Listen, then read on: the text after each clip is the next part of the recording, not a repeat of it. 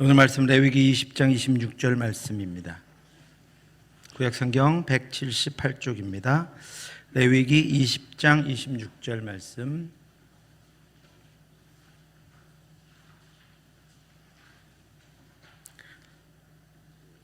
찾으셨으면 우리 같이 한번 봉독하도록 하겠습니다. 너희는 나에게 거룩할지어다. 이는 나 여호와가 거룩하고 내가 또 너희를 나의 소유로 삼으려고 너희를 만민 중에서 구별하였음이니라. 오늘 모세오경 12번째 시간입니다.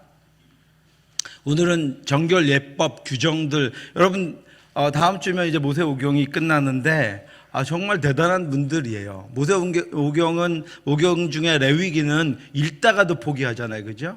내가 성경을 오래 일독하겠다 그러고 어디서 포기해요? 레위기 오면 여기서 중단하라는 하나님의 뜻이구나 이러고선 레위기에서, 그죠? 아니면 대충 건너뛰거나 이렇거든요. 왜냐하면 여러 가지 규정들, 복잡한 규정도 오늘 나하고는 상관없을 것 같은 규정들이 많이 기록되어 있어요. 그 시대에 그 사람들도 제대로 못 지켰을 것 같지만 그래도 그 사람들에게 있었던, 우리한테는 오늘날 이 제사제도 하나도 필요 없는, 성막제도 도저히 아무것도 필요 없을 것 같은데 어렵긴 되게 어려워요. 그래서 그쯤에도 포기하는 게 레위기인데, 그걸 이제 제가 여러분 이렇게 강의로 하고 있는데도 여러분 잘 지난번에 출애굽기 숙제 하신 것 보니까 하나도 안 틀리신 분들이 대부분이에요. 그리고 레위기 지금 이제 다음 주면 끝나는데 여러분 여러 가지 중심적인 것들만 기억하시면 됩니다. 오늘 말씀이 사실은 그 레위기 말씀의 중심이에요. 하나님의 뜻입니다. 레위기를 한마디로 요약할 수는 없어요. 하나님의 많은 뜻이 담겨 있지만 너희는 나에게 거룩할지어다. 왜냐하면 이는 나 여호와가 거룩하고, 그죠? 왜 이런 말씀하시죠? 처음에 아담과 하와는 거룩했어요. 하나님이 거룩한, 보시기에 좋은 정도로, 더 필요한 것이 없을 정도로 거룩했어요. 그들을 창조하시고 교제하셨는데 그들이 죄를 범했습니다. 그래서 뭐가 깨졌죠? 하나님과의 관계가 깨졌을 뿐 아니라 스스로의 거룩이 깨져버렸어요. 죄의 지배를 받는 백성이 되어버려. 하나님과 그래서 교제할 수가 없게 되었어요. 그런 아담과 하와를 하나님께서 회복하겠다고 약속하셨어요. 그리고 나서 그래서 아담과 하와를 회복하시기 위해서 믿음의 족장, 여러분 그냥 믿음의 족장 그러니까 여러분 아무렇게나 그렇게 그냥 새기지 마시고, 그 전까지는 어떤 족장이었어요? 여러분 혈통과 육신의 족장이죠. 이스라엘 유대인들은 지금도 그러고 알고 있어요. 혈통과 육신의 족장, 그 지역의 그 지역의 나라 이스라엘, 시오니즘 그리고 있어요. 그런데 하나님은 아브라함을 세우실 때부터 무슨 족장이요? 믿음의 족장이요. 믿음의 조상. 믿음으로 하나님의 나라를 세우시겠다는 거예요. 왜냐하면 우리가 우리의 삶과 신앙과 성품과 결심으로는 못 가요.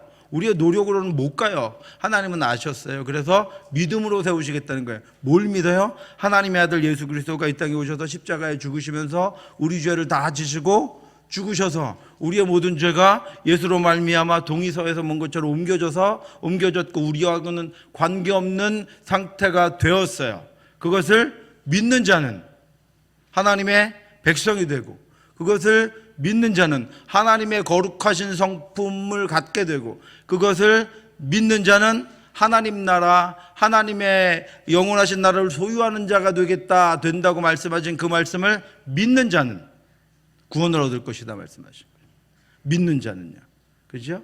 그래서 하나님께서 믿음으로 믿음의 조상 아브라함을 세우셨어요. 그리고 시내산, 예수 그리스도가 오기 전까지 시내산에서 이스라엘 백성들에게 말씀하시면서 여러 가지 제도를 주셨어요. 그것이 다 뭐 하는 거냐면 하나님이 거룩하시고 우리는 거룩한데, 우리는 거룩하지 못한 이 죄의 세상에서 거룩하지 못한 사람들과 섞여 살아요. 그러니까 어떻게 돼요? 이들이 거룩한지 안 거룩한지 이웃들도 알 수 없을 뿐 아니라 때로는 자신들이 잃어버리고 살아요. 자신이 하나님이 주신 거룩성을 가지고 있다는 것을 잃어버리고 살아요. 여러분들, 저와 여러분들은 안 그렇습니까? 여러분 까먹고 살잖아요, 그죠? 사람들이 구별을 못해요. 같이 살면 교회 다녔어? 예수 이런 분 그렇게 그럴 정도로 또는 내가 구별이 안 돼. 그냥 이왕 이렇게 된 거로 같이 놀죠. 예, 같이 그냥 이렇게 안 하면 어떻게 살아? 그러니까 우리 스스로도 거룩성을 잃어버리고 또 이웃들도 우리의 거룩성을 알지 못하는 그렇게 살아가는 상황이 되어버리니까 하나님께서 우리를 구별하시는 거예요. 구별하셨어요. 무엇을 위해서요? 거룩을 위해서요. 하나님의 거룩을 위해서 우리를 구별하셨다라고 하는 것입니다. 이것이 이스라엘의 모든 규정들, 제사들에 두신 이유에, 여러분 제사가 무엇이죠? 제사 지난주에 5대 제사 했죠? 제사가 의미하는 바가 굉장히 많잖아요, 여러분. 그것이 무엇이에요, 제사가? 이스라엘 백성들이 이 땅 가운데 산단 말이죠. 죄의 육신을 가지고 있어요. 그러니까 죄를 부지중에라도 또 죄를 그냥 이렇게 알지 못해서 범하는 경우가 생겨요. 그러면 뭐가 깨지죠? 구별이 깨지는 거예요. 하나님의 거룩함이 깨지는 거예요, 우리에게서. 그러니까 그때 어떻게 해요? 제사 제도를 통해서 얼른 어디로 돌아가는 거예요? 하나님의 거룩하심을 회복하는 거예요. 예. 그래서 사람들하고 같이 우리가 살다가요. 우리가 하나님 사람들하고 같이 살다가 그 사람들은 아무렇지도 그거 뭐 아무렇지도 않아요. 그런데 우리가 하나님의 말씀을 어겼어요. 하나님 앞에 온전치 못했어요. 사람들은 상관없어요. 그렇게 살기 때문에 우리가 그렇게 사는 것도 아무 관계 없지만 우리는 하나님이 주신 규례를 말씀을 어겼어요. 그러면 우리는 어떻게 하죠? 하나님 앞에 회개해요. 그렇죠? 그래서 내가 어떻게 하는 거예요? 하나님과의 관계를 회복하고 하나님의 거룩하심을 회복하는 거예요. 레위기의 모든 제도들, 또 다음 주에 절기에 대해서 하겠지만 그것들이 다 그와 관계가 있다. 제사 제도는 거룩함이 깨진 이스라엘 백성들이 그러면 그대로 망하느냐? 아니고요. 거룩함을 회복해서 다시 하나님 앞에 설 수 있도록 만들어 두신 것이 제사지요. 그렇죠? 그다음에 절기들은 뭐죠?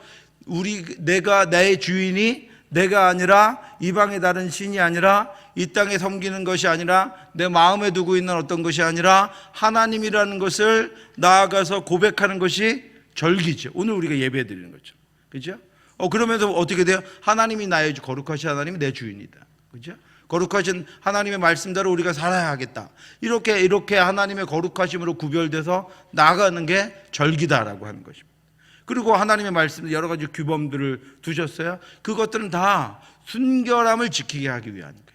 수많은, 여러분 이따가도 하겠지만 뭐 복잡해요.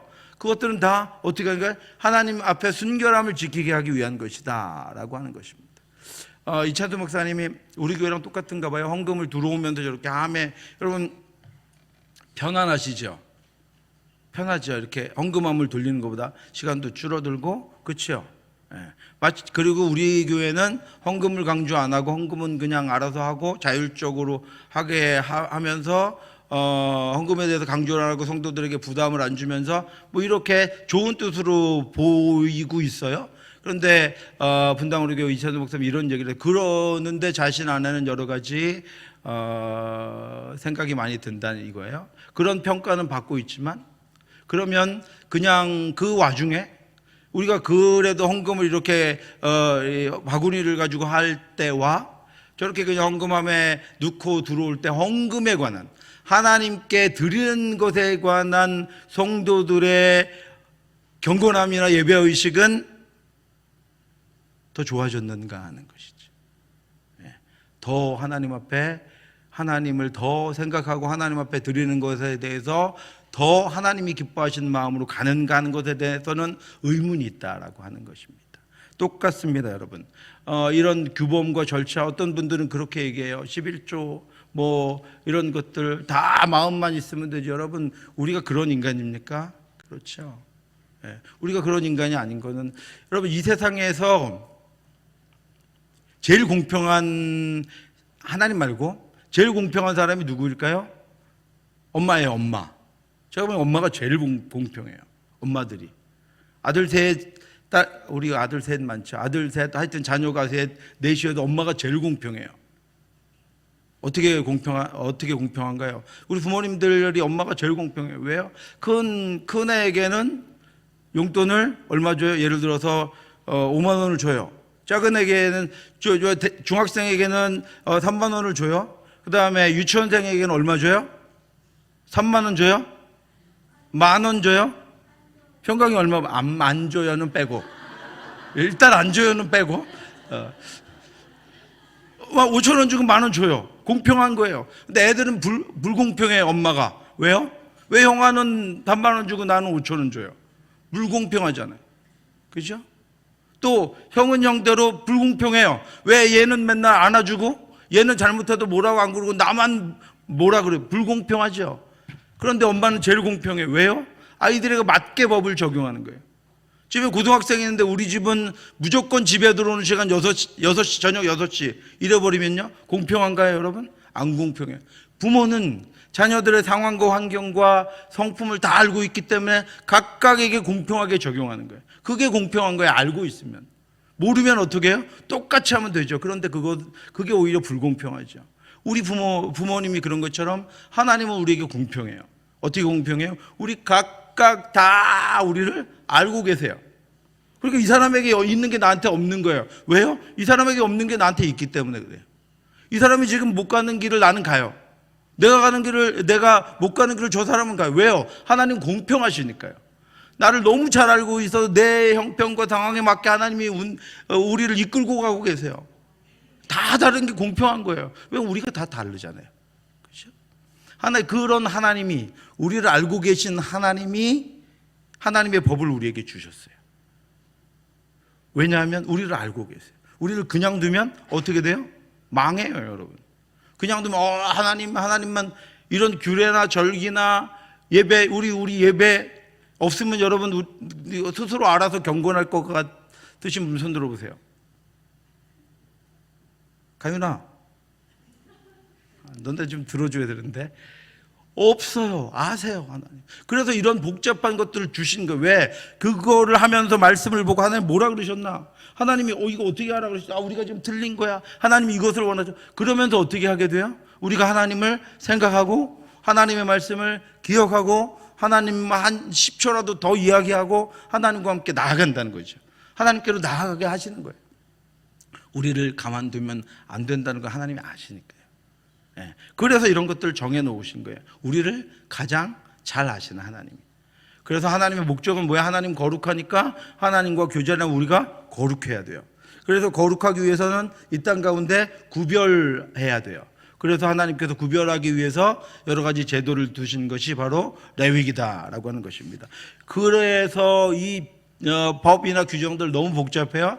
오늘 말씀 11장에는, 레위기 11장에는 정결한 짐승, 부정한 짐승에 대해서 말씀하고 있어요. 12장에는 산후, 출산 후의 정결례에 대해서 말씀하고 있습니다. 그 다음에 13장부터 14장까지는 전염성이 있는 피부병에서 이야기하고 있어요. 그 다음에 15장에는 불결함의 원인이 되는 유출, 피가 나오는 것에 관해서 말씀하고 있어요. 여러분, 다 뭐를 위한 것이라고요? 뭐를 위한 것이라고요? 구별하는 것은 뭐를 어떻게 나아가기 위한 것이라고요? 하나님의 거룩하심을 있게 하기 위한 것이다. 자, 보세요, 여러분. 정결한 짐승과 부정한 짐승은 위생학적으로 또 제사 의식적으로 하나님께서 구별하셨어요. 산후의 정결례는 출산을 하면, 여러분, 생명을 낳는 것이죠. 그런데 뭐를 흘려요? 피를 흘려요. 피를 흘린다는 것은 우리의 여인의 몸이 피를 흘린다는 것은 어떻게 됐다는 거예요? 그 피는 생명이잖아요, 여러분. 네, 조금만 헌혈해도 죽을 것 같은데 피를 흘려요. 그러니까 생명의 손상을 입은 거예요. 출산을 하면서 새로운 생명을 탄생시키면서 그 산모는 생명의 손상을 입은 거예요. 그러니까 어떻게 해요? 산후의 정결례를 통해서 산후유가를 주는 거예요. 그래서 어떻게 돼요? 생명을 회복하는 거예요. 네, 훼손된 부분을, 그 육신의 훼손된 부분을 회복하도록 하나님께서 정해놓으셨다라고 하는 것이죠. 전염병이 있는 피부병 보시면 피부의 나병, 곰팡이, 환자, 본래의 그에게 주신 육신이 어떻게 됐어요? 나병이나 피부병이나 환자가 상함을 받음으로 말미암아 어떻게 됐어요? 훼손됐어요. 그죠? 본래의 건강한 상태가 훼손됐어요. 그러니까 이런 전염성이 있는 피부병들을 통해서 그것들에 대해서 정결하게 함으로써 어떻게 하는 거예요? 훼손된 생명을 하나님이 회복시키는 거예요. 그래서 어디로 가는 거예요? 하나님의 거룩하심으로 가게 하시는 것이죠. 불결함의 원인이 되는 유출도 마찬가지다. 피를 흘린 것에 대해서 하나님께서 생명을 회복시키는 거예요. 자꾸 돌이키는 거예요. 누구에게로? 본래 하나님이 창조하신 상태로 본래 하나님의 거룩하심으로 회복시키기 위한 것이 이 규례들이다라고 하는 것입니다. 자, 여러분 보시면 앞에 잘 보이세요? 너무 글씨가 작나요? 여러분 거기 표 있으시죠? 이렇게 정결한 거 부정한 거를 구별했어요. 근본적인 이유는 맨 밑에 보시면 위생학적으로 금지된 식물, 그런 동물들의 대부분은 병을 옮기는 것들이었고, 그 다음에 그런 것들이었어요. 위생학적으로 이렇게 구별된 것이고, 더 중요한 것은 제의적으로. 이방의 그 애굽에 제가 말씀드린 10가지 재앙에 들어가 있는 동물들이 다 신이었어요. 그러니까 이방에서 섬기는 신, 이방인들이 또 중요하게 여기는 어떤 것들, 그런 것들을 하나님께서 먹지 못하는 것으로 금지하셨어요. 왜요? 어떻게 하시기 위해서요? 두 가지만 오늘 대답하시면 돼요. 어떻게 하시기 위해서요? 구별하시기 위해서요. 구별해서 어떻게 가게 하기 위해서요? 거룩하게 가기 위해서요. 네. 그렇게 하시는 거예요. 그러니까 먹는 것을 대하면서도 이스라엘 백성들은 뭘 생각하는 거예요? 하나님의 말씀을 생각하는 거예요. 먹는 것을 가지고도 아빠 이거 먹을 수 있어 없어 이거 잡았는데 아니야 그거 하나님 말씀 먹지 말라고 갖다 버려. 그죠? 그러니까 먹는 것을 그냥 말씀과 관계없이 먹을 수 있잖아요 우리는. 그런데 먹는 것을 가지고도 어떻게 하는 거예요? 하나님의 말씀대로 행하는 거예요. 먹는 것을 가지고도 하나님의 말씀을 대로 살아야 할지 안 살아야 할지를 생활 삶에서 어떻게 하는 거예요? 적용하는 거예요. 그러니까 그들의 삶이 그냥 살 때랑 다르게 구별되고 말씀대로 우리가 먹고 마시고 말씀대로 우리가 살아가면 저 사람들은 그렇지 않은데 우리가 버린 것도 먹고 안 먹는 것도 먹는데 우리는 말씀대로 먹고 말씀하신 대로 삽니다. 이렇게 되는 것이죠. 그렇게 해서 어떻게 되는 거예요? 구별되어서 하나님의 거룩하심을 입게 된다라고 하는 것입니다. 이것이 11장에 나오는 정결한 거 정결한 짐승, 부정한 짐승에 관한 거예요. 그 다음에 해산 후의 정결기간 보시면 해산 후에는요 그 12장에 보시면 여자가 해산한 후에 정결하는 기간에 속죄제를 드리게 했어요. 여러분 이제 제사를 이미 했기 때문에 속죄제는 어떤 죄지요? 고의로 범한 죄는 아니지만 부지 중에 하나님의 말씀을 어긴 것이 속죄죄죠. 그러니까 해산, 여성분들이 이제 기분 나쁜 거예요. 해산 후에 속죄죄를, 해산이 죄예요, 여러분? 해산이 죄다. 힘들게 낳는데, 그죠? 힘들게 3명이나 낳는데 죄라 그러면 어떻게 해요? 그죠? 해산이 죄인가요? 근데 하나님이 속죄죄를 드리겠어요. 이유가 뭘까요, 여러분?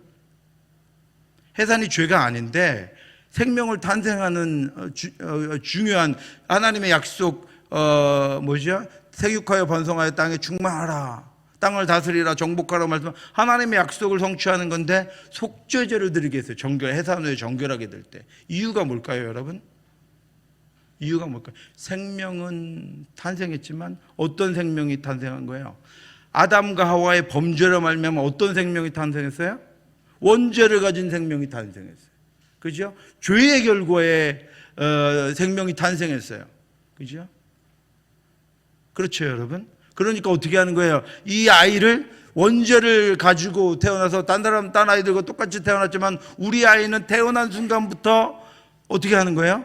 나의 몸은 태어난 순간부터 해산의 몸은 태어난 순간부터 어떻게 하는 거예요? 속죄제를 통해서 구별하는 거예요. 그래서 어떻게 가요? 거룩하게 가는 거죠. 네.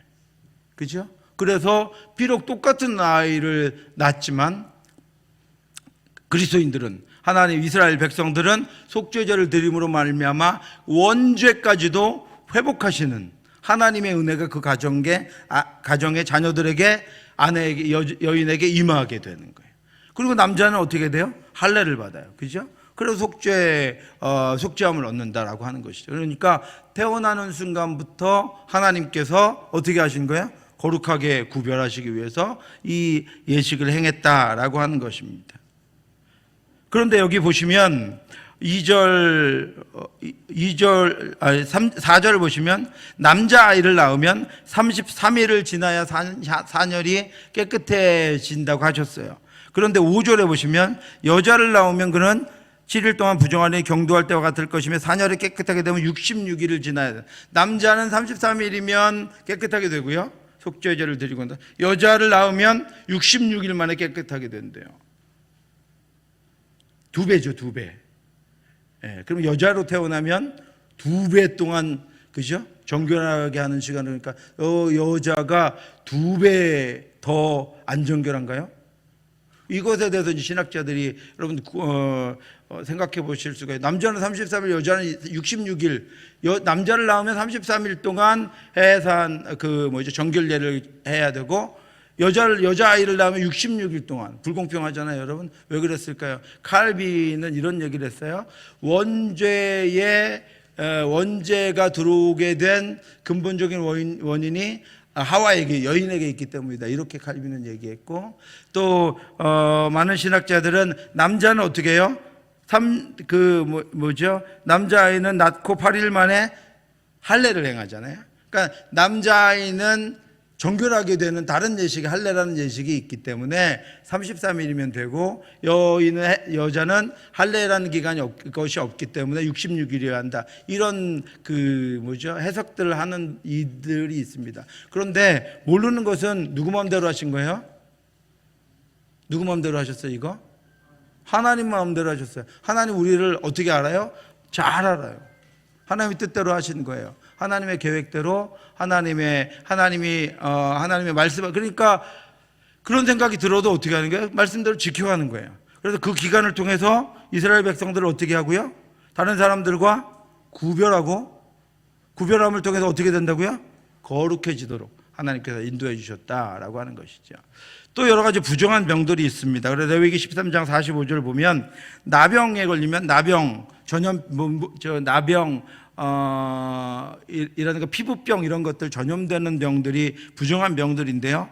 거기 13장 45절 보시면 나병 환자는 옷을 찢고 머리를 풀며 윗입술을 가리고 외치기를 부정하다 할 것이요. 소리치고 다녔어요. 난 부정합니다. 난 부정합니다. 이러고 나병 걸린 것도 지금 속상해 죽겠는데, 자기 걸리고 싶어서 걸렸나요? 우리 코로나 걸렸을 때처럼. 그런데 나는 부정합니다 이러고 다녀요. 왜 그렇게 하셨을까요, 여러분? 정결례가 지나면 우슬초로 흐르는 물에서 씻고 기간이 지나면 어떻게 돼요? 결국은 어떻게 돼요? 회복돼요. 그죠? 회복됩니다. 그런데 회복되기 전에 스스로가 내가 부정합니다고 그렇게 외치게 하면서 스스로 정하지 못함을 고백하게 하는 거예요. 알게 하시는 거예요. 그리고 다른 이들도 이 사람이 정하지 못하다는 것을 알게 되는 거예요. 그러면서 어떻게 돼요? 그렇게 되면 어떻게 돼요? 구별되죠. 그리고 나서 하나님 말씀하신 대로 정결기간을 갖고 회복돼요. 그러면 구별됐던 데서 이제 어떻게 되는 거예요? 거룩하게 됐어요. 그러니까 구별되고 거룩하게 된 것을 자신도 깨닫고 이웃들도 알게 되는 것이죠. 하나님 앞에서 구별되고 거룩하게 된 것을 스스로가 알고 이웃도 알게 된다라고 하는 거죠. 그렇게 되면서 어떻게 돼요? 하나님의 말씀 앞으로 점점 더 나아갈 뿐 아니라 내가 부정하게 돼도, 내가 죄를 지어도, 내가 온전치 못한 가운데 거하게 돼도 하나님의 말씀대로 하면 무슨 기회가 있어요? 회복되는 기회가 있다. 그리고 나면 우리는 다시 거룩하게 된다 하는 것들을 분명하게 하나님께서 이스라엘 백성들에게 말씀해 주시는 것이죠. 그런 규례들을 쭉 말씀하시고 난 다음에 16죄의 속죄일에 관해서 말씀하고 있습니다. 속죄일. 제가 말씀드린 이스라엘 백성들이 7월 첫째 날이 7월 1일이 신년이에요. 그러면 15일이 되면 대속죄, 이스라엘 백성 1년에 한 번 속죄하는 날입니다. 속죄일은 안식일 중에 안식일이다 그랬습니다. 안식일 중에 안식일이다. 그죠? 우리에게요, 여러분. 우리에게 진정한 안식은 어디 있습니까? 우리의 죄가 속해짐으로 있는 거예요. 우리가 죄성을 갖고 있고 죄 가운데 머물 때 우리의 안식은 없어요. 마음이 편안한 게 안식이 아니거든요. 하나님과의 온전한 교제가 안식이에요. 우리가 우리 안에 죄가 머물 때, 우리가 죄 가운데 있을 때 우리는 아무리 좋아도 우리에겐 안식이 없어요. 그런데 우리의 죄가 사해지는 그때부터 우리에게 온전한 안식이 있는 거예요. 그러니까 속죄일이 안식일 중에 안식일이다. 왜요? 우리가 우리의 죄가 사해진 채로 하나님과 교제하게 되었기 때문에 안식일 중에 안식일이다 그런 거예요. 그날은 대제사장이 1년에 한 번 유일하게 지성소에 들어갑니다. 이미 여러분 알고 계시고요. 지성소 안에 법궤 위에 시온자 그리고 속죄소가 있어요. 그 스랍들의 날개를 하고 있는 그 아래판이 속죄소예요.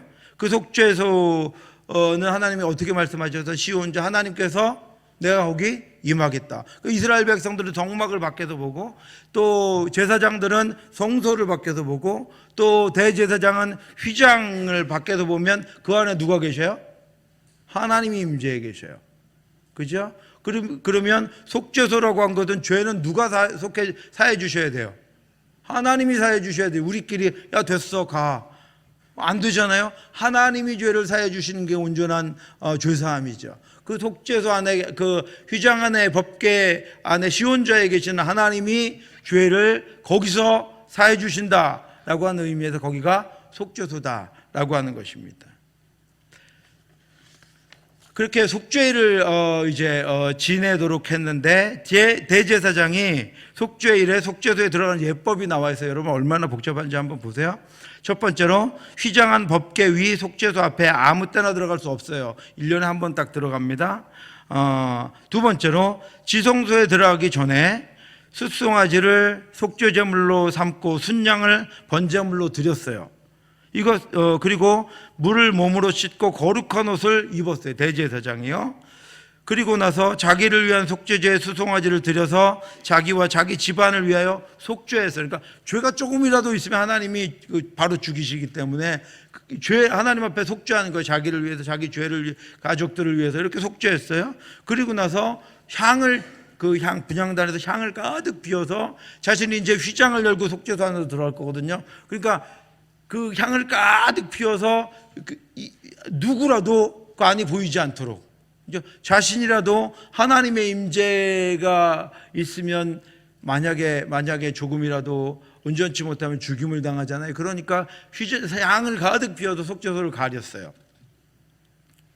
그 다음에 향로를 가져다가 여호와 앞 제단 위에 피운 불을 그것에 채우고 곱게 간 향기로운 향을 두 손에 채워가지고 휘장 안에 들어가서 여호와 앞에서 분향하여 향연으로 증거궤 위 속죄소를 가리게 해야 죽지 않았다 그랬습니다. 그 다음에 7번째로 속죄소를 위한 염소, 두 염소 중에 여호와를 위하여 제비 뽑은 염소를 속죄제로 드렸어요. 그러니까 염소 2마리를 같이 드렸어요. 그 중에 한 염소, 제비 뽑은 한 염소를 속죄제물로 드리는 거예요. 그리고 지성소와 회막 제단을 위해서 그 피를, 숫송아지의 피를 어떻게 제단에 뿌렸어요. 이따가 나오겠지만 손가락으로 찍어서 제단에 뿌렸어요. 그래서 제단과 지성소를 위해서 속죄했어요. 그리고 나서 여러분 재미있는 것이 이제 아사셀 염소예요. 아까 2마리 염소를 잡았죠. 2마리 염소를 가지고 와서 1마리는 속죄제물로 드렸어요. 그리고 남은 1마리를 아사셀 염소다라고 하는데요. 이 아사셀 염소는, 아사셀이라고 하는 것은 정확한 뜻이 없지만 내쫓다 뭐 이런 의미를 가지고 있는 단어예요. 그런데 가번 보시면 아사셀을 위하여 제비 뽑은 염소는 산채로 여호와 앞에 두었다가 그것으로 속죄하고 아사셀을 위하여 광야로 보냈다. 이 염소 2마리는 중에 1마리는 속죄제물로 잡고 1마리는 안 잡아요. 그냥 살려두었다가 지성소에서 속죄가 끝날 때까지 그냥 살려둬요. 그리고 나서 아론이 나오면 이 1마리 염소에다가 안수해요. 그리고 그 안수한다는 건 이스라엘의 모든 죄를 이 염소의 머리에 두는 거예요. 그리고 나서 그래서 여러분 이 안수한다라고 하는 말은 이때 제사 때에 안수한다라고 하는 말은 뭐예요? 죄를 하나님께서 그렇게 여기시기를, 내가 죄가 있어요. 내가 죄가 있는데 재물을 합당한 재물을 잡아갖고 와서 그 머리에 안수하면 내 죄가 이 재물에게 전가되는 거예요. 보내지는 거예요. 그래서 내가 죄인이 아니라 뭐가 죄인이 되는 거예요? 이 재물이요. 그러니까 이 재물을 죽이면 내 죄가 사해지는 거예요. 전가라 그러거든요. 이 죄를 전가하는 거예요. 그런데 우리 모두는 우리가 나기도 전에 우리의 죄가 전가되었어요. 누구에게요? 예수님에게요. 예수님에게 우리의 모든 죄가 전가되었어요. 이때 제사장이 염소의 머리 위에 손을 얹고 자기 죄를 보내고 이스라엘 백성들이 죽일 재물을 잡아다가 손을 얹고 자기 죄를 전가했던 것처럼 우리의 모든 죄는 예수님에게 전가됐어요. 보내졌어요. 그래서 예수님이 그 죄를 지고 죽으신 거예요. 영원히 죽으셨기 때문에 우리 죄는 영원히 사해졌어요. 네. 그래서 이제 한 마리 남은 염소 아사셀 염소를요 광야로 가지고 가요. 그리고 다번 보시면 염소가 백성들의 모든 불의를 지고 접근하기 어려운 땅에 이르면 그 염소를 광야에 놓아보내요. 그러면 저쪽에 독수리나 매가 보고 있다가 염소를 잡고 아니면 낭떠러에 떨어져 죽겠죠. 네. 그렇게 멀리 아무도 알지 못한 아무도 찾을 수 없는 곳으로 염소를 데리고 가서 내보내요. 이것이 아사셀 염소다라고 하는 것입니다. 이 아사셀 염소의 제도를 둔 몇 가지 이유가 있어요. 뭐냐면 여러분 죄를 어떻게 이스라엘 백성들이 보내는 잡기도 했지만 또 한 가지 이 죄에 대해서 자신들의 죄에 대해서 실상을 하나님께서 알게 하시기 위해서 한 마리 염소는 잡게 하고 다른 재물들 잡게 하시고 한 마리 염소는 놔두고 제사장이 데리고 가는데 가서 어떻게 됐는지 몰라요. 그건 뭐예요? 가서 내 죄가 전가됐어요. 내 죄를 가진 염소가 가서 죽었는지 살았는지 어떻게 됐는지 몰라요. 그것은 어떤 의미죠? 죄가 나를 어떻게 된 거예요? 떠난 거예요. 죄가 나에게서 어떻게 된 거예요? 사라진 거예요. 죄가 나와 관계없이 되어버린 거예요. 이제 그 죄는 나와 관계가 없어요. 이제 그 죄는 나에게서 떠났어요. 우리가 쫓았어요. 그렇죠? 내가 죄를 지었어요. 내가 그 죄를 싫어해요. 내가 그 죄 때문에 못 살 것 같아요. 하나님 앞에서 할 수가 없어요. 그래서 죄를 전가하고 1년에 한 번씩 아사셀 염소를 광야로 보냈어요. 이제 그 죄와 너와는 관계가 없다는 걸 보여주시는 거예요. 하나님 뭐라고 그러세요? 동이 서에서 먼 것 같이 우리의 죄를 옮기셨다 그랬잖아요. 그렇죠? 그것을 보여주시는 거예요. 우리의 죄 다시는 그 죄 때문에 고통스러워할 필요 없다는 거죠. 다시 그 죄를 지었으면 모르지만 똑같은 죄를 가지고 전에 지은 한 번의 죄를 가지고 그것을 우려먹으면서 하나님 곁으로 안 나갈 이유가 하나도 없다는 거예요. 그것을 우려먹으면서 죄책을 가지고 살아갈 이유가 없다는 거예요. 죄는 떠났어요. 죄는 우리에게서 보내졌어요. 그것을 보여주시는 것이 아사셀 염소. 죄가 끊어졌어요. 이 죄가 이 염소가 그러면 어떤 염소예요? 내 죄를 운반하는 염소예요. 그죠? 우리 죄를 누가 운반했어요? 예수님이 다 지고 죽으셔서 우리 죄를 용서해 주셨어요. 그죠? 그래서 이 의식은 이스라엘 백성들이 자신의 죄를 쫓아보내고 끊고 온전 그것들 내게서 관계없이 만드는 그런 의식입니다. 여러분. 우리가 그렇잖아요. 여러분 죄를 회개하고 내 죄 때문에 죽으면 끝나나요? 여러분 또 죄 짓잖아요. 그죠? 제사를 지냈어요. 그리고 내 죄가 사해졌어요. 와 신난다. 이제 말씀대로 살아 믿음으로 살아야지. 그러다가 또 죄를 짓잖아요. 또 죄와 관계 있는 삶을 살거든요. 또 가야 돼요. 그러니까 하나님께서 한 마리는 아사셀 염소를 남겨뒀다가 네가 끊어라. 쫓아보내라. 그 죄를 다시는 가까이 하지 마라. 떠났다. 이 의식을 통해서 죄에 관한 각성을 가지고 이스라엘 백성들 하나님 앞에 살도록 하신 것이 바로 이 아사셀 염소다라고 하는 것입니다. 제가 너무 흥분했나요? 어떻게 하시는 거예요? 이스라엘 백성들을 구별하셔서 죄가 있으면 동일한 존재가 되는데 아니요. 하나님이 택하신 이스라엘 백성들은 구별하셔서 그들이 이런 제도들을 통해서 죄를 끊어내므로 이방인들은 너 그 죄 지었잖아 똑같이 볼지 모르지만 하나님은요 그렇게 보시지 않는다는 거예요. 그래서 내가 하나님의 거룩하심을 다시 입는다는 것을 하나님이 의식적으로 보여주신 것이 제도들입니다. 그렇죠? 이게 그림 보시면 저 수송아지에 이렇게 안수하죠. 수송아지를 그리고 잡아요. 그리고 그 회막에서 이제 대제사장이 속죄일에 들어가서 이 수송아지를 가지고 속죄제를 드리고 이 송아지의 피를 가지고 회막 그 제단과 그 다음에 그 성소를 거룩하게 하는 일을 이 수송아지를 가지고 합니다.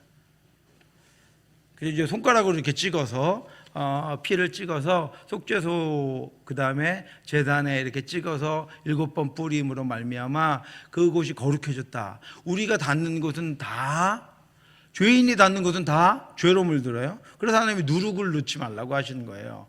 예, 전염성이 있는 것들 하나님 경계하신 건데 죄를 가지고 있는 이들이 닿는 곳마다 죄가 전염돼요. 그러니까 어떻게 하신 거야? 제단과 회막도 물건이지만 거룩함을 잃어버릴 수 있으니 거룩함 상태를 유지할, 이 땅에 있는 것들은 거룩함을 스스로 유지할 수 없으니 하나님께서 제사 제도를 통해서 하나님이 거하시는 제단, 하나님 앞에 드려지는 성소를 거룩하게 하신 것으로 하나님께서 그렇게 이스라엘 백성들을 인도하셨다라고 하는 것입니다. 저 이제 그 염소에 한 마리 아사셀 염소에 안수하죠. 죄를 전가하는 거예요. 그리고 나서 이제 광야로 다 보이는 앞에서 이 염소를 가지고 광야로 갑니다. 이 광야로 가서 버리는 거예요. 저 위에 새가 이제 뭐 지키고 있죠. 새가 먹든 저 이제 언덕에 올라가서 모르는 곳에 가서 이제 보내는 거예요. 이거 어디로 갈지 몰라요? 상관없어요. 어디로 가도. 왜요? 내 죄는 끊어진 거예요. 내 죄는 보내진 거고 내 죄는 우리 공동체로부터 몰아내진 거예요. 네.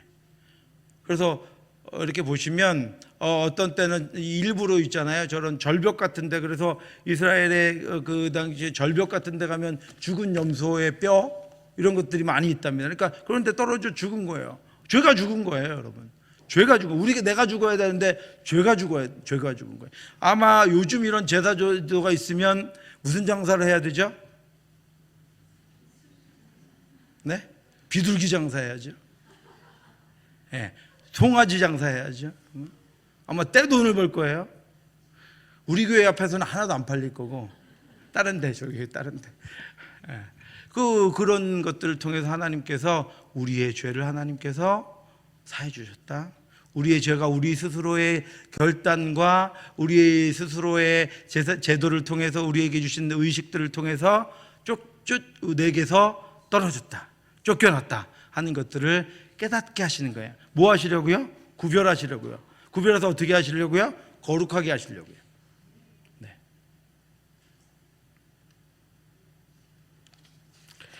그래서 이 속죄일의 의미는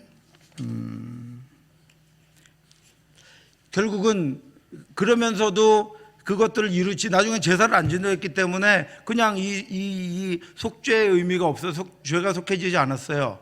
그러니까 그 이후로 이 속죄일은 어떤 의미를 가지고 있어서 우리의 죄를 완전히 속해 주실 예수 그리스도를 갈망하는 계기가 되었다라고 하는 것입니다. 아사달 염소는 백성들의 죄책을 짊어지고 광야로 갔고, 예수님이 죽으심으로 우리의 죄가 전가되었고, 그래서 우리가 죄에서 속해지게 되었다. 예수님이 예루살렘 성 밖에서 죽임을 당하셨죠. 그리고 속죄일의 마지막 순서로 제물인 수수와 염소를 진 밖에서 태운 것과 진 밖에서 하나님 앞에 속죄 드려진 것과 같다라고 하는 것입니다. 그래서 이 레위기의 전반부는 하나님과 이스라엘 백성들과 관계가 온전하게 회복되는 제도들을 알려주시는 거예요. 그죠? 그냥 쉽게 하면 어떻게 해요? 그냥 대충 하고 말아버려요. 그러니까 하나님께서 어떻게 하신 거예요? 여러 가지 제도, 규정, 까다로운 것도 들으셔서 더 들여다보고 더 하나님을 생각하고 더 하나님께 나아가고, 그런 것들을 통해서 자녀들을 가르칠 수 있고 더 자신이 정결하게 하나님 앞에 선택하여 나아갈 수 있도록 하나님께서 인도해 주신 것이다 라고 하는 것입니다. 예, 그래서 이때 이 속죄일은 스스로 괴롭게 해라, 아무 일도 하지 말라, 이렇게 말씀하셨어요. 왜요? 안식일 중에 안식일인지. 왜 안식일 중에 안식일이라고 말씀드렸죠. 왜 안식일 중에 안식일이에요? 우리 죄가 속해져서 하나님과의 온전한 관계가 회복되었기 때문에. 네. 이제 저와 여러분들이 하나님의 나라에 가면 안식일 중에 안식일, 영원한 안식을 누립니다. 왜요? 예수 그리스도의 보혈의 피로 우리가 속해졌고 우리의 죄의 육신을 우리가 벗게 되었기 때문에 그렇다라고 하는 것입니다. 그 영원한 안식일을 하나님께서 안식의 제도를 이스라엘 백성들에게 주신 거예요. 그렇게 주심으로 어떤 것을 바라보게 하신 거예요? 영원한 안식이요. 영원한 하나님의 나라를 바라보게 하셨다. 또 우리 번거롭잖아요. 죄를 지을 때마다 이거 영원한 속죄. 그렇죠? 그런데 우리는 그 시대에 안 태어났어요. 하나님 우리를 얼마나 사랑하시는지 우리를 언제 태어나게 했어요? 예수 그리스도가 오시고 난 다음에 태어나게 했어요. 그래서 제사 제도는 우리에게 없어요. 그렇지만 영원한 제사를 드린 예수 그리스도를 우리에게 믿음으로 주셨어요. 그래서 우리는 영원히 속죄하게 됐어요. 영원히 예수님으로 말미암아 그를 믿으면 속죄하게 됐다라고 하는 것입니다. 그래서 예수님이 그렇게 성문 밖에서 고난을 받았다. 히브리 13장에 그렇게 기록하고 있고요. 또 9장에는 오직 자기 피로 영원한 속죄를 이루셨다. 또 히브리서 10장에는 자신의 몸을 단번에 들이심으로 말미암아 우리가 거룩함을 입었다라고 하는 것입니다. 그러니까 구약의 이 제사제도 또 이 희생제도는 결국은 누구를 바라보게 하는 거예요? 예수 그리스도를 바라보게 하는 것이다 라고 하는 것입니다.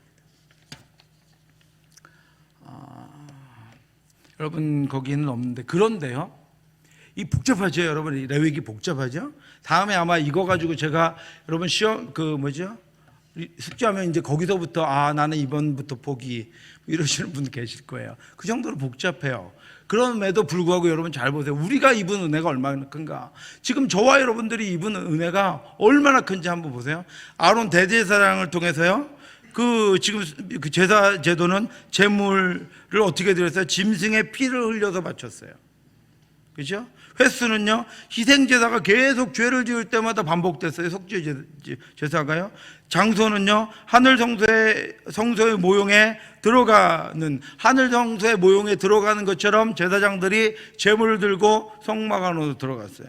동기는요, 율법과 전승에 따라서 제사를 드렸는데 이 제사는 어떻게 드린 거예요? 매번 죄를 지을 때마다, 절기 때마다 이 희생 제사를 드렸어요. 이 제물들을 가지고 이 복잡한 법에 따라 드렸어요. 그런데 예수 그리스도가 오셔서 제물은요, 자신이 제물 되셨어요. 횟수는요, 단번에 영원히 속죄하셨어요. 중요합니다. 단번에 영원히 속죄하셨어요. 자신을 드리셔서. 그리고 이 예수를 믿는 사람들은 참 하늘, 영원한 하늘, 온전한 하늘에 들어가요. 그것은 우리가 이 땅에 이제 예수의 피로 말미암아 하나님의 온전한 속죄를 받은 거룩한 백성임을 알고 우리가 하나님 앞에 자발적으로 순종할 수 있도록 하셨다라고 하는 것입니다. 맨날 드리고 복잡하게 드려도 온전하지 못했어요. 근데 믿음으로 예수 그리스도가 단번에 자신을 들이신 속죄를 믿음으로 말미암아 우리는 영원한 속죄를 얻은 거예요. 영원한 구원을 얻은 거예요. 온전한 구원을 얻은 거예요. 아론을 통해서 수없는 제사를 그렇게 드렸지만 그 제사는 영원하지 못했습니다. 예수를 통해서 하나님께서 드린 그 희생 제사를 통해서 우리는 영원함을 얻게 되었고 완전함을 얻게 되었다. 오전에 하나님의 말씀은 진리요 영원하다 그랬는데요, 하나님께서 오늘 우리에게 주신 믿음은 진리요 영원한 믿음입니다. 네, 온전한 속죄입니다. 그렇죠? 이것이 저와 여러분들이 받은 은혜예요. 아마 우리 중에 이 시대에 태어났으면 이거 싫어서 이방으로 간, 저만 그럴까요? 이방으로 간 사람들도 있을 거예요. 오늘 이 예배 드리는 것도 그 얘기는 안 하렵니다. 그렇죠. 그렇습니다. 그런데 하나님께서 우리를 예수를 통해서 이렇게 인도해 주셨어요. 은혜롭게 인도해 주셨습니다. 추가 규정들이 이제 이렇게 쭉 제사와 피에 대한 규정들, 금지된 성관계에 대한 규정들 이렇게 나오는데요. 제사와 피에 대한 규정들 도 그렇고, 피를 먹는 것 금지하셨고, 도살된 것, 제사나 식용을 위해서 도살하는 것도 규정을 다 두셨어요. 또 스스로 죽은 것, 찢겨 죽은 것 먹지 말라 그래요. 구별되게 하시는 거예요. 뭐든지 아무렇게나 하지 못하도록 하신 거예요. 이스라엘 백성들이 금지된 성관계, 이 구약 시대에 또 최근까지 성관계는 어떤 것이었죠? 이방의 신전을 통한 그런 성관계들이 많았어요. 그죠? 로마 헬라 시대, 히랍에 다 그렇잖아요. 남창이 있고 창기들을 두고, 성전 창기들을 두고, 그래서 그런 것들을 통해서 신이라고 하는 이방의 신과 관계, 교제를 갖는다고 생각하는 거예요. 그런 것들을 따르지 못하게 하신 거예요, 하나님. 그런 것들을 따르지 마라, 제발. 그것들이 온전한 교제와 온전한 것이 아니다라고 하는 것 때문에 하나님께서 이 성적인 것들에 관해서 이방의 더럽고 온전치 못한 것들을 따르지 못하도록 하나님께서 인도하셨다라고 하는 것입니다. 또 19장에 아까 말씀, 너희는 거룩하라, 하나님 거룩하다, 그래서 우리를 구별하시기 위해서 이런 제도들을 두셨다라고 말씀하시는 것입니다. 그런데 그것에서 안 끝나고 19장 18절에 내 이웃 사랑하기를 내 자신과 같이 사랑하라 이랬습니다. 뭘까요, 여러분? 나 혼자 거룩하면 안 되죠. 같이 거룩해야 되죠, 공동체가요. 그래서 내가 거룩하고 구별된 것을 알려주는 가장 좋은 방법이 뭐예요? 일로 와봐. 레위기의 하나님의 말씀이, 여러분들 그 전도할 때 가가지고 레위기의 하나님의 말씀이 뭐 이러면 어떻게 할까요? 도망가요. 그러니까 내가 하나님 앞에 구별되고 거룩했다는 것을 가장 잘 알려주기 위해서 가장 크게, 가장 효과적으로 할 수 있는 일이 뭐예요? 사랑하는 거예요. 하나님의 사랑으로 사랑하는 거예요. 그 사랑으로 사랑하면 그도 하나님의 공동체가 되는 것이죠. 혹은 우리 공동체에서 그것이 깨지는 사람이 생길 수도 있어요. 그렇죠? 여러 가지 환경들로 인해서, 고난으로 인해서, 육신의 병으로 인해서 그것이 깨질 수 있어요. 다 우리도 인간이기 때문에 뭐 순서에 따라서 언제 깨질지 몰라요. 순서가 다르지만, 그러면 어떻게 해요? 그를 사랑하는 거예요. 그래서 그가 그 공동체 안에서 깨진 것이 회복되는 거예요. 밖에 나가서 그것이 회복되는 것이 아니라, 이단에서 왜 빠져나오지 못한다 그래요, 여러분? 너무 친절하대요. 이단인 걸 알려줘도 이제는 나는 못 나와. 내가 예전에 혼자 있었을 때 교회에서는 내가 아무리 얘기해도 교회에서는 나를 거들떠보지도 않았는데, 거기도 누구의 고백에 이렇게 온 사람들 다 모아가지고 내가 있는 데까지 찾아와서 며칠 동안 자면서 너무 사랑해주고 너무 친절해서 이단이어도 나는 괜찮다는 거예요. 그 사랑을 다른 데서 받을 수 없다는 거예요, 여러분. 그러니까 하나님께서 그걸 이미 아셨어요. 그래서 자신을 거룩하게 하는 제사들을 두셨고, 그 대신 네가 지금 거룩함을 이뤘으니까 내가 대신 제사 드릴게, 이건 안 돼요. 제사는 하나님이 주신 이 제도와 규례들은 자신의 거룩함을 위한 거예요. 그리고 그렇게 거룩하게 회복된 다음에 공동체를 거룩하게 하기 위해서는 어떻게 하는 거예요? 이웃을 내 몸과 같이 사랑하는 거예요. 그러면 공동체에 뭐가 생겨요? 거룩함이 유지됩니다. 공동체가 하나님 앞으로 나아가게 된다라고 하는 것이죠. 그래서 이 거룩함을 두시는 규정 가운데 내 이웃 사랑하기를 내 자신과 같이 하라, 이렇게 말씀하셨어요. 공동체를 거룩하게 하시기 위해서요.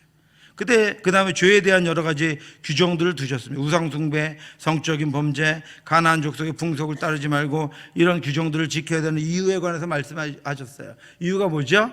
구별하시기 위해서. 구별해서 어떻게 하시려고요? 거룩함을 유지하게 하시려고.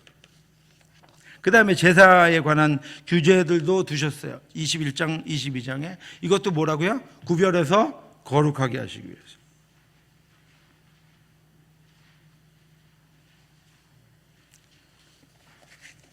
하나님께서 그래서 구별해서 거룩하게 하시기 위해서 여러 가지 제도를 두셨습니다.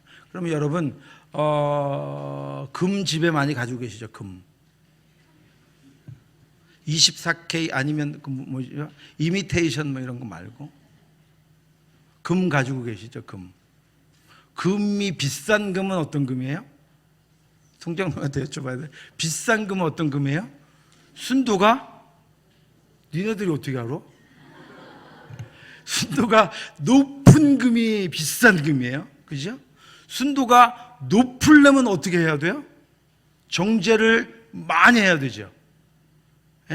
정죄를 여러분 대충 하거나 물을 섞은 것이 아니라 정죄를 많이, 거기서 불순물이 많이 빠져나간 게 순도가 높은 것이고, 순도가 높은 게 귀한 거예요. 하나님이 여러 가지 제도를 두신 이유가 뭐예요, 여러분? 이스라엘 백성들의 순도를 높이기 위한 거예요. 정죄하시기 위한 거예요. 깨끗하게. 왜? 우리는 스스로 안 돼요, 여러분. 할 수 없어요. 여러분 자신할지 모르면, 저는 자신 못하지만 여러분은 자신할지 모르지만 할 수 없어요. 그죠? 할 수 없습니다. 우리 코로나 때 봤잖아요, 영상 예배. 영상 예배가 처음에는 예배처럼 간절하게 이제 교회를 좀 나갈 수 있었으면 좋겠습니다. 그리고 간절하게 드렸는데 나중에 어떻게 됐어요? 영상 시청됐죠. 우리는 그런 존재예요, 여러분. 그래서 하나님께서 우리의 순도를 높여서, 아무리 우리의 순도가 높아진들 하나님처럼 거룩하게 되진 않겠지만 이 땅 가운데 구별되어서 우리의 순도를 높여서 우리가 하나님 앞에 거룩한 자로 살아가게, 우리 각 개인이 살아가게 하시기 위해서 하나님께서 수많은 규례와 규정들을, 복잡해 보이는 알 수도 없는 것들을 두신 거예요. 지금도 마찬가지입니다, 여러분. 어떤 분들은 교회의 여러 가지 제도, 형식이라고 얘기하고요. 형식이 뭐가 중요하냐 얘기하지만요, 우리가 형식을 먼저 버리고, 형식을 늘 먼저 버려요. 그 안에 있는 중요한 개념을 먼저 버리지 않아요, 절대로. 형식을 버리고 나서 그 다음 버리는 게 그 안에 있는 개념입니다. 그리고 그 안에 있는 하나님의 마음을 버려요. 따라서 버려요. 처음에 형식을 볼 때는 형식만 버렸어요. 그런데 그렇게 되지 않아요. 그러니까 하나님께서 순도를 높이는 조건으로 순도를 높이게 하려고 이런 규례들을 두신 거예요.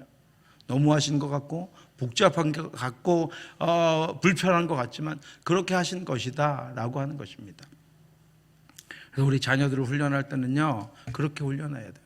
대충 하면 안 되고요, 편하게 하면 안 되고요. 어떻게 해야 돼요? 이제는 여러분, 제가 볼 때는, 제가 군대에 있을 때도 그랬죠. 우리 그 간부들이 그랬어요. 소총 사격을 하면서 소대 훈련을 할 때 그랬어요. 뭐가 있죠? 적들하고 이제 마주치면, 옛날에 6.25 때 얘기죠. 적들하고 마주치면 어떻게, 평소에 총을 사용하는 훈련 다 시키고 나서 나중에는 이제 진짜 싸울 때는 어떻게 해야 돼요? 들고 앞으로 가야 되는데, 뒤에서 아마 그럴 것 같아요. 제가 봐도 지금도 그럴 거야. 너나 가라. 네가 먼저 가. 따라갈게. 아마 이럴 것 같은데, 그래서 군대에서 훈련을 시키는데, 요즘 같으면 여러분 전쟁 나면 어떻게 해야 돼요? 빨리 도망가셔야 돼요. 지킬 수 있는 군인이 하나도 없어요. 그럴 능력이 없어요. 왜요? 훈련이 안 되니까. 훈련이 제대로 안 되니까. 여러분 믿으세요? 국군장병 아저씨들 믿고 계세요, 아직도? 우리나라 국방력이 있으니까 국방력으로 하겠지만, 무기나 이런 것들로 하겠지만, 여러분 빨리 도망가셔야 돼요. 그것처럼 우리 아이들을, 우리 자녀들을 그렇게 키우면 나중에 어떻게 돼요? 그렇게 키운 것보다 더 편안해져요. 그거보다 더 밖으로 나간다는 거죠. 그래서 우리가 자녀들을, 우리 다음 세대, 우리 주일학교 학생들을 교육할 때는요, 어떻게 해야 돼요? 하나님 말씀대로 정확하게, 온전하게, 그래도 하고 싶은 대로 하죠. 어느 만큼은. 그래서 하나님께서 우리를 잘 아시는 하나님이 이런 규례들을 두시는 거예요. 하나님의 마음을 이해하시고, 오늘도 여러분, 대표기도자 하면 넥타이 매고요, 양복, 결혼할 때 입었던 양복 없으면 결혼할 때 입으셨던 양복 입고, 구두 신고, 이렇게 하세요. 우리 마음을 표현하는, 마음이 담긴 거잖아요. 그것들이 보여져야 되는 것이죠. 그래도 거룩할까 말까요. 그게 중요한 건 아니에요. 저는 중요하다고 중요한 건 아니지만, 중요한 것을 그것들을 안 함으로 인해서 잃어버리게 돼요, 결국. 우리는 편안함으로, 제가 강의를 하다 말고 마쳤는데 잔소리를 하는 것 같은데 안타까움이 있습니다, 여러분. 그래서 하나님 앞에 정결함, 거룩함, 구별됨은 우리 스스로 지켜가고, 우리 공동체의 구별됨, 거룩함, 정결함은 우리가 서로 사랑함으로 지켜감으로 말미암아 예수 그리스도 아들을 죽게 하셔서 회복시키신 우리가 자꾸 다른 것들로 말미암아 부정하게 되고 온전치 못하게 되고 거룩함을 잃어버리는 일이 없도록 오늘도 우리의 마음을 보시는 하나님 앞에서 하나님의 뜻하신 대로 예배하고 하나님이 원하시는 삶을 살아가는 저와 여러분들 되시기를 주님의 이름으로 축원합니다. 기도하겠습니다. 하나님 아버지, 은혜를 감사합니다. 우리를 하나님이 얼마나 사랑하시는지, 이스라엘 백성들을 하나님이 얼마나 사랑하셨는지를 우리가 아버지 말씀을 통해 깨달을 수 있도록 인도해 주심을 감사합니다. 하나님은 오늘도 그 사랑을 아버지 가지고 계시기에 우리 온전치 못한 것들이 회복되어지기를 원하고, 우리의 죄가 씻겨지기를 원하고, 우리의 바르지 못한 것들이 하나님의 말씀 앞에 온전하게 서기를 원하는 그 하나님의 마음 때문에 하나님 오늘도 우리를 훈련시키시고 우리에게 고난을 허락하시고 우리가 어려움 가운데 정하게 되어서 아버지여 단련된 정죄된 금과 같이 나올 수 있도록 인도해 주심을 감사합니다. 그 인도하심에 순종하는 저희들 되게 하여 주시옵시고, 그 아버지여 인도하심을 따라가는 저희들이 됨으로 말미암아 비록 육신을 입고 이 땅 가운데 연약한 생명으로 살아가지만 하나님 기뻐하시는 자들로 구별되어 하나님 앞에 날마다 온전한 교제를 이루며 살아갈 수 있도록 역사해 주시옵소서. 지금은 우리 주 예수 그리스도의 은혜와 우리를 사랑하신 하나님의 크고 넓으신 사랑하심과 성령의 교통하심이 우리를 사랑하시되 극진히 사랑하시는 그 하나님의 사랑 앞에 엎드려 말씀 가운데 능력 있게 살아가기를 원하는 사랑하는 성도들 머리 위에 지금부터 영원토록 함께 있을지어다. 아멘.